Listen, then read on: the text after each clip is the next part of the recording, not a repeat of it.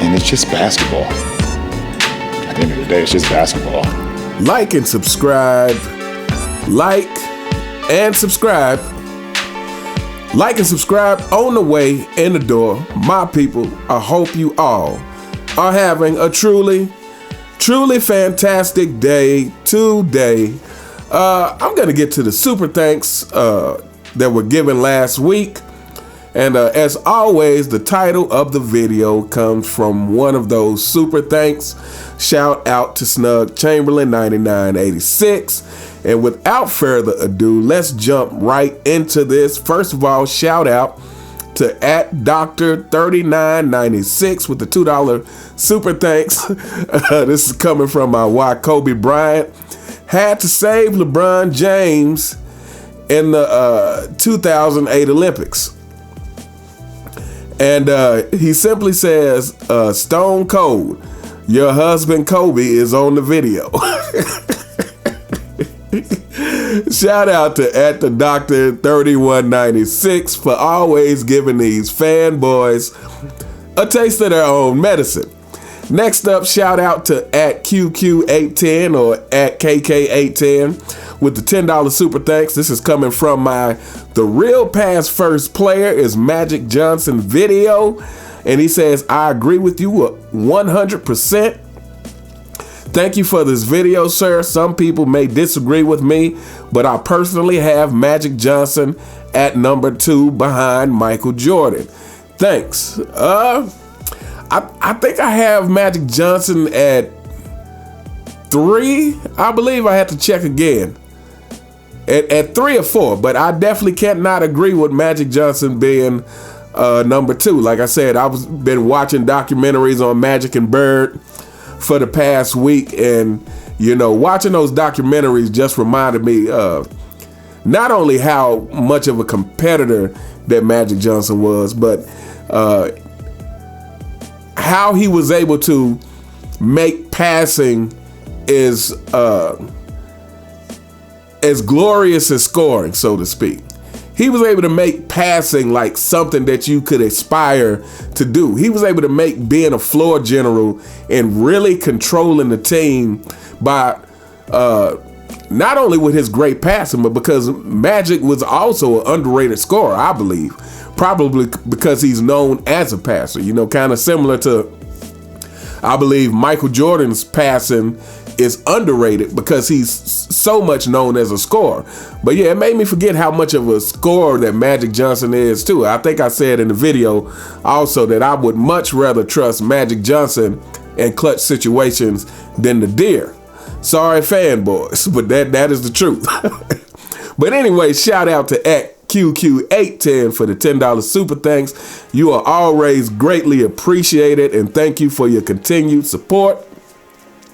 Next up, shout out to @Derek7759 with the $5 super thanks. This is coming from my LeBron James never really wanted to be like Mike video.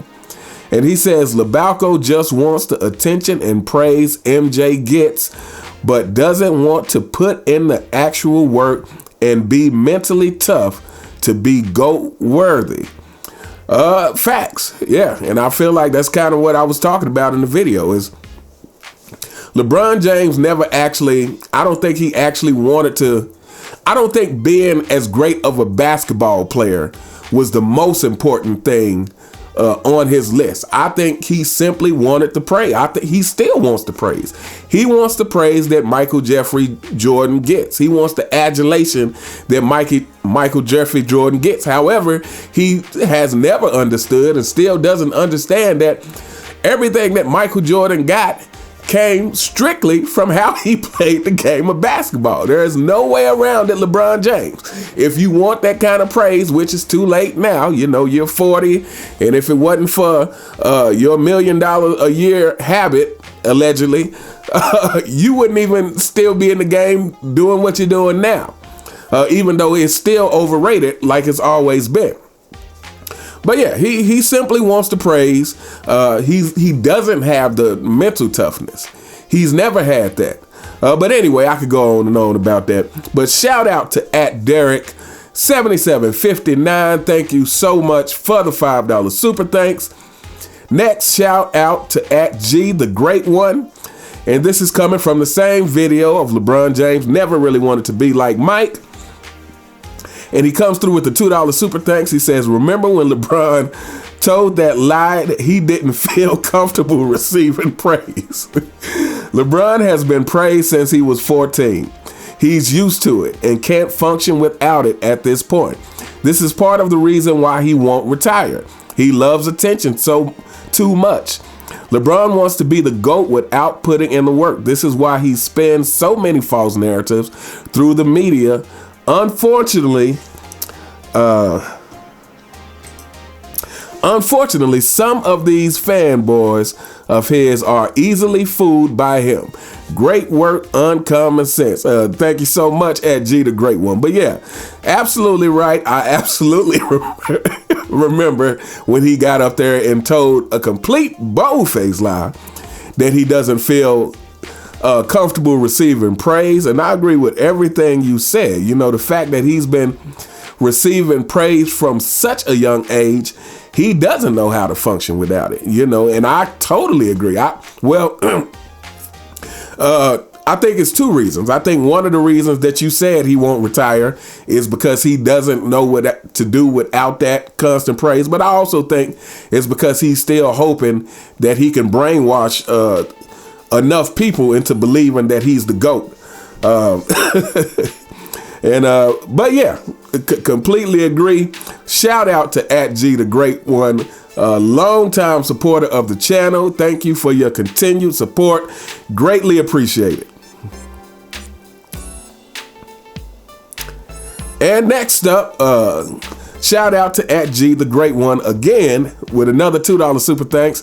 This is coming from the questions LeBron James fans never want to answer video. And I must say, hey fanboys, I hadn't received any answers on this video. I hadn't received any answers yet. Okay. But he says, excellent questions, uncommon sense. These LeBron stans aren't working with the full deck. They have been brainwashed by Nick and Shannon. On top of being in love with LeBron from the beginning, this is deeper than basketball, if you know what I'm saying. You are coming between them and their fantasies with their king. If he's their king, then they are his queen. Am I making sense? Unfortunately, you are making complete sense. Unfortunately, it is unfortunate that that I think we all know that makes complete sense about the members of the CFL. Yeah, you know, any of you fanboys out there, if you want to go back and watch the video and provide some answers, we would all love to hear it, you know. One of them is, you know, if his IQ is so high, how could he be leading in turnovers? And again, let me go ahead and repeat a little bit from the video. I implore you to think before you answer, because like I said, if you're gonna say it's because he's been playing so long, then you have to apply that to all of his longevity stats. Then you can't give him credit for breaking the scoring record and the rebounds and assists. He doesn't get credit for any of that because it's just longevity. So, you know, pick your poison. But shout out to @G the Great One. Thanks so much for the $2 super thanks and your continued support. Next up, shout out to @TheRealSiberius. This comes from the same video, but questions LeBron James fans never want to answer. And he simply says, one of my favorite videos of yours. Fanboys dodge the truth like Neo dodged bullets in the Matrix. That is one of the most factual statements ever made. You fanboys are, yeah, you guys are like professional truth dodgers. Okay. But shout out to @TheRealSiberius. Thanks so much for the $2 super thanks. And next up, we have shout out to @SnugChamberlain9986, and the title of the video comes from this first question that he has, and this comes from my LeBron James never really wanted to be like Michael Jordan video. He says, thanks, great work. You Great work, my guy. You and Angry Old Hoops and Sports and Fitness Rants have the CFL under a microscope. Keep the pressure on. I've got 3 questions I'd like your insight on. First, he says, DWade did an interview on Carmelo Anthony's podcast, 7 p.m. in Brooklyn, and Wade said he was chasing Michael Jordan, and before injuries caught up and his body failed him, he thinks he would have passed Michael Jordan, or at the very least got closer than where he is. And I'm guessing personally that's why he chose to team up with LeBron James the moment Kobe Bryant grabbed the ball at the end of the finals, in his own words. So my question is, do you think he's right? If he stayed healthy, he would have passed Michael Jordan, and this is still a world where Kobe Bryant is still playing. Imagine if they let that Chris Paul trade go through. What do you think? I'm gonna go ahead and tell you. As you know, you follow this channel, and this channel is really all about the mental side of the game, the mentality of a person, and it really extends beyond basketball. Like, we talk about this so much because, like I said, despite the fact that I like joking on you fanboys, and you know, you might feel like I'm picking on your king, this is bigger than basketball. This is about really trying to get the younger generation to understand that, you know, if you want to achieve a certain amount of greatness, to show you the mentality behind how to achieve that, and that you can't achieve it by taking shortcuts. This is why we talk about LeBron James so much. So having said that, I absolutely don't believe DWade would have ever got close to Michael Jordan, simply for the fact that he was willing to team up with LeBron James. Again, I think I just said this on another video. Honestly, when I think about DWade, I often forget he has 3 championships, and that is partly his fault, because he chose to team up with LeBron James, with somebody who sucks all the media attention. So to me, his time with LeBron really gets overshadowed. You know, when anybody talks about Miami years, they're talking about LeBron James and the championship that he won. Also, you know, to me, that is disappointing that somebody who I thought was a fierce competitor took the shortcut route. You know, and again, I said this, DWade also said on that same podcast that nobody wanted it to happen. Like, everybody thought that them teaming up was a bad idea. So, which is why they became the villains, which is why he said that they felt like they needed to stay close together. And I'm thinking, like, you guys should have listened to everybody. Like, that was not the way to go about it. And thank goodness, I just did a video on this. Thank goodness Carmelo Anthony didn't join, because Carmelo Anthony also had the potential to be a part of that team. And he talked about why he didn't want to be the 4th one. He was like, I don't want to play. Basically, I don't want to be the 4th fiddle to LeBron James, Wade, and Bosh. So and Carmelo Anthony also talked about the importance. He was like, we were building something in Denver. He was like, I didn't want to leave that. So thank goodness, you know, and this is why I have much more respect for Carmelo Anthony than I have for DWade, Chris Bosh, and LeBron James. Because while Carmelo Anthony might have flirted with the idea, you know, he said that him and Bron had conversations about it. Ultimately, you know, Carmelo was like, hey, I'm building my own thing. Why would I want to come and be the 4th person, you know, that got 4 alphas, so to speak? And I really, you know, can't call them alphas. LeBron James, DWade, or Bosh. To me, it's hard to say that they're alphas when you felt the need to run and team up with somebody else to try to have an unfair advantage for the rest of the league just for the sake of chasing championships. It is really hard for me to see you as any kind of alpha after that. And the fact that you had it in you to do that makes me say, no, you could have never been Jordan. And again, if you just watch DWade play, DWade played fiercely. DWade had some, you know, he played some good D. Obviously, he's one of the best shot blocking guards in the history of the game. But if you just go watch DWade play, even in his prime, he was no Michael Jordan. He was no Michael Jordan. It just is not even close. And this is the thing that I think, you know, the more videos I've done on this channel, I'm talking about the mindset and all of these things. At the end of the day, the reason Michael Jordan is the GOAT doesn't come down to statistics or accolades or any of that. Michael Jordan is the GOAT because of his mindset. And outside of that, Michael Jordan is the GOAT because when you watch him play, it doesn't take long to see that this guy is just on a completely different level than anyone you have seen. It's the eye test. So to me, when you watch DWade, like he doesn't come close to that. He's not Kobe Bryant. So you know, I mean, that's great that he think he could have that somehow he was chasing Michael Jordan or think he could have got close. But I don't care if he didn't sustain an injury for his whole career. To me, he's not getting close to Michael Jordan. To me, even if he never sustained injury, he's not getting next to Kobe Bryant. In my opinion. But anyway, let's move on to the next question. It says, number 2, I saw a video by YouTube YouTuber Cosgrove who does some decent basketball content, and it was a segment about Michael Jordan and the 1994 baseball season. He says MJ would have still been playing baseball had it not been for the strike that year, and there was audio of Michael Jordan himself saying had it not been for the strike, then he probably would still be playing baseball.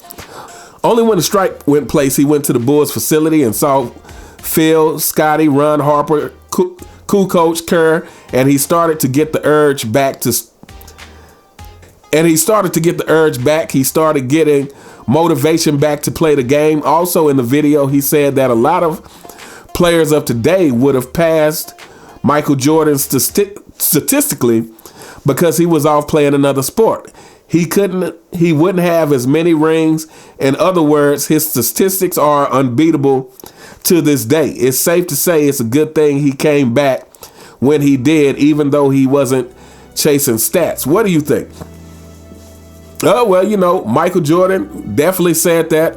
And I think I watched something about his actual baseball career, and they talk like he was actually, and it's to no surprise just because of his work ethic, but they talk like he was continuously getting better and that he would have been on track to play in the majors. So, yeah, I mean, but now as far as him never coming back, they say he would have still been playing baseball. That's hard to say because, you know, even if he had made the majors, who's to say 2 or 3 years later he wouldn't have got that itch back to play basketball. So I feel like that's something that's hard to say definitively. In my mind, I'm thinking like the guy is so great at basketball and accomplished so much and obviously had such a passion for the game. Again, for him to have the love of the game clause in his contract to say that, hey, I can play whenever, wherever I want, and you guys cannot stop me. To me, somebody with that kind of love and passion for the game, somebody with the love and passion who gets injured his second season, and, you know, goes against what the doctor's orders are to say, hey, if you re-injure it, it's a chance you may never play it again. But he said, hey, I'll take that chance of doing it so that we can make the playoffs. Somebody with that kind of passion, it's kind of hard for me to believe that, you know, in a couple of years that itch wouldn't have came back anyway. But as far as, you know, statistically, now that definitely could have changed a lot. I mean, I feel like, you know, he was seen as, you know, the greatest by his second championship, and the third kind of really cemented it.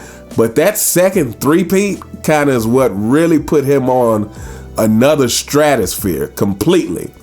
And I don't even think it's just about the 6 championships. I think it's how those 6 championships took place. I think it is the 2 three-peats that just really makes it mythical and iconic in a way that's hard. It's gonna be hard to argue with.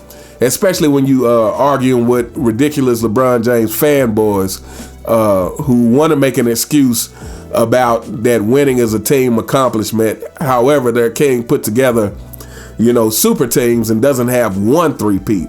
That's kind of hard to argue with, even for you ridiculous fanboys. So, yeah, had he not come back, that would have been very interesting to see how we talked about Michael Jordan, and especially, at this point with, Kobe getting 5, Tim Duncan has 5, Curry has 4, with so many people surpassing the actual amount of championships. Some people, I can't see myself. I don't think I would be included in one who was talking about there's another GOAT besides Michael Jordan, because again, I go from the eye test, and my eyes still told me that, yeah, you may have more championships, but I have not seen a player on the court play like Michael Jeffrey Jordan. But yeah, it would have been interesting how that changed his perception in the world. How it would have been interesting to see how the world perceived him had that second three-peat not taken place. But anyway, let's move on to the last question. And he says, lastly, when LeBron James made that comment about going back to your miserable lives. Maybe I need to make that my new intro for the video, just for you fanboys. When he made that comment about going back to your miserable lives, which was in your video about why he was one of the most hated athletes. So my question is, do you think that statement backfired a little bit? And what I mean by that is, do you think LeBron James has had a miserable life on the court? And if you do, why do you think so? Because we got to go back to our miserable lives according to him. So do you think it's been miserable on the court since he made that statement? Better yet, do you think he's had a miserable career altogether? That is an interesting question. And if I'm being honest, when you are dealing with someone who thinks they can do no wrong, again, LeBron James makes excuses for everything. So meaning he doesn't think anything is his fault. So, does LeBron James feel miserable about his career? I kind of don't think so. I think he's entitled, and he thinks he's entitled to be called the GOAT. But again, whatever he hasn't accomplished in his career it's somebody else's fault. It's not LeBron James's fault, So for a person like that, unless he somehow, one day after he retires, is reflecting on his career and can have complete honesty about how he accomplished what he accomplished, and not only that, have complete honesty about why he never got the praise that he thought that he wanted, then I don't know if he's ever gonna have that moment of saying, wow, man, I didn't accomplish what I could have in my career because I was too busy blaming other things outside of myself. I didn't get the respect I deserve because, I was taking shortcuts. I should have stayed in Cleveland the first time, and even if I had won a couple of championships, they would probably be much more respected than how I did it. So, it's hard to say again, but people who have no accountability, I would say this. I don't know if he's miserable, but there's no way he can be at peace. LeBron James cannot be at peace, because if he was at peace, he wouldn't be begging for all of these things, right? If he was at peace with his fanboys, I'm talking to you guys, because you guys really need to hear this. If your king was truly at peace with his career, now I know this may be hard for you to grasp. You may not understand this, but if your king was truly at peace, he would not be begging for people's respect. If your king was truly at peace, he would not have Clutch Sports confronting people when they said something negative about him. If your king was truly at peace, he would not unfollow people on Twitter just because they said something he didn't like. This is signs that your king definitely is not at peace, and neither are you fanboys. But anyway, shout out to @SnugChamberlain 9986, always coming through with the great questions. Thank you so much for your continued support. And next up, shout out to @TheDoctor3196 again. It's coming through on the Sudan exposes Team USA and why Kobe Bryant had to save them in 2008. And he comes through with the $5 super thanks. He says, Stone Cold, you're up. Come out to play. Tell us how much we didn't need Kobe in 08. Tell us LeBron carried that team. Going out there partying in Vegas with his fruity cousin Wade and not working out at 4 a.m. Shout out to @TheDoctor3196. I'm sure everybody know exactly who he's talking about, because this guy, for some reason, is always throwing daggers at Kobe Bryant. And I understand, if you're a follower of LeBron James, that's just par for the course. And Kobe is I think Kobe is a constant reminder of just how overrated LeBron James is. And Kobe is also a reminder that LeBron James will never get the respect that he wants to and that you fanboys wish he had. Because, again, no matter what you bring up about Kobe Bryant, you can even bring up the case he caught. No matter what you bring up, at the end of the day, people still respect Kobe much more so than they will ever respect LeBron James. This is just a fact. And that is because Kobe was a dog on the court. Kobe was a killer on the court. Kobe worked hard at his game. It wasn't all about taking care of his body and spending $1.5 million on a year, again, on the alleged stuff. It was about his game, and everybody knew how hard he worked to be the best basketball player that he could be. And this is why Kobe Bryant is respected. And this is why you fanboys look to tear him down at every turn. And I will say this too. I believe LeBron James didn't like Kobe Bryant either, because Kobe Bryant would tell him exactly how it is. And LeBron James prefers the passive aggressive style. LeBron James prefers the passive aggressive style. He doesn't like somebody who's just gonna be direct and just tell you exactly what it is. But anyway, shout out @TheDoctor3196 for always keeping these fanboys in check. And last but not least, we have @KeithBrazell6909, and this is coming from the same video about South Sudan exposes Team USA and why Kobe Bryant had to save them in 2008. He says, thanks. I don't know about you, but I'm getting sick and tired of hearing about LeBron's so-called basketball IQ. Who started that BS? But sticking to the topic, people are saying that this Olympic basketball team would beat the 92 Dream Team. They couldn't beat the 84 Olympic college team. Look up the roster on that team.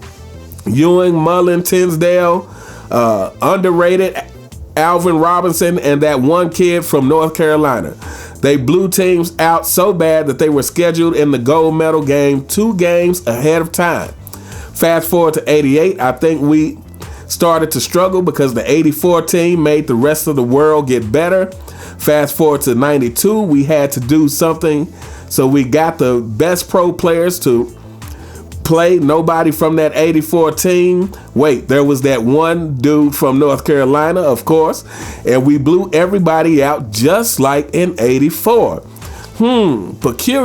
Peculiar how that one dude from Carolina is on both teams that changed the landscape of international basketball. What a coincidence. But yeah, that 84 team was beating all NBA All-Star teams, or at least giving them a run for their money. I think they were the original Dream Team. What's your thoughts? Facts. Everything you said is facts. And let me say this. And I said this before about that 84 team. fanboys, LeBron James fanboys. First of all, let me address that thing that you said at the beginning about so sick and tired of hearing about LeBron's high basketball IQ. I completely agree with that. Like I said, the more you look into LeBron, the more you look into him, you really realize that this so-called basketball IQ is severely overrated. It might be more overrated than his actual basketball game. Like this is something that I really, every time I hear it in the media, it lets me realize the power of the media, because you keep saying something long enough, then everybody just repeats it. But yeah, his IQ is severely overrated.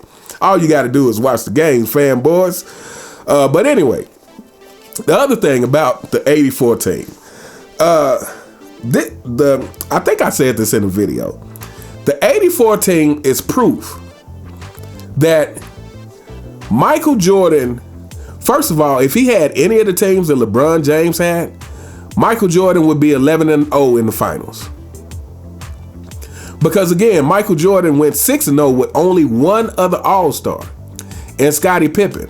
Now, the 84 team went 8-0 against the NBA All-Stars. 8-0. Now, and why is that? Because Michael Jordan actually had some of the best college talent playing with him. He had Patrick Ewing on there, Chris Mullin, Sam Perkins was on that team, Alvin Robinson was on that team, Wayman Tinsdale, and here's something for any musicians out there listening. Wayman Tinsdale was also a great bass player as well. But yeah, so he had, Michael Jordan had talent surrounding him on that 84 team. And what happened? He goes 8-0 against the NBA All-Stars. Isaiah Thomas and Bird and other players who were already professional NBA players who've been in the NBA for a few years at that point. So to me, this is the proof that if number one, this is proof that had you replaced Scottie with anybody else who was talented, it would have been the same outcome. Again, you fanboys try to overrate Scottie Pippen. This is also proof that if Michael Jordan had a team full of people like LeBron James, he would never lose. He didn't lose.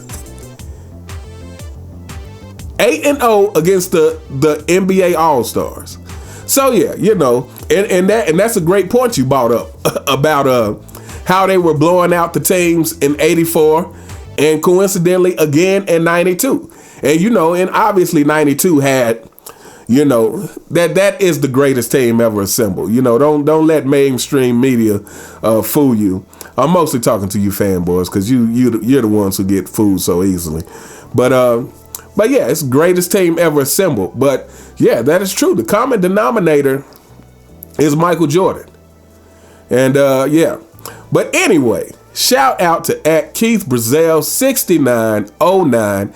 Thank you so much for the $5 super thanks. Thank you to everyone who gave super thanks last week. Thank you to everyone who continues to support the channel, who continues to like the videos, who have subscribed, who shares the videos.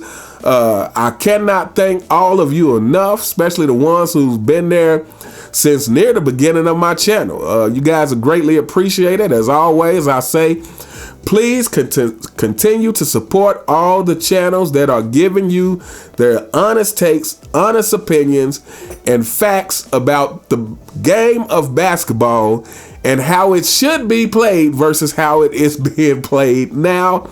Shout out to Michael Jordan fans are the best. Angry Old Hoops, Sports and Fitness Rants, Phenomenal Fitness, Retro Heat Check, Ticket TV, Too Raw for Sports, Uncut Hoops, Dreamers Pro, and anybody else who I can't think of at the moment, but keep supporting all these channels.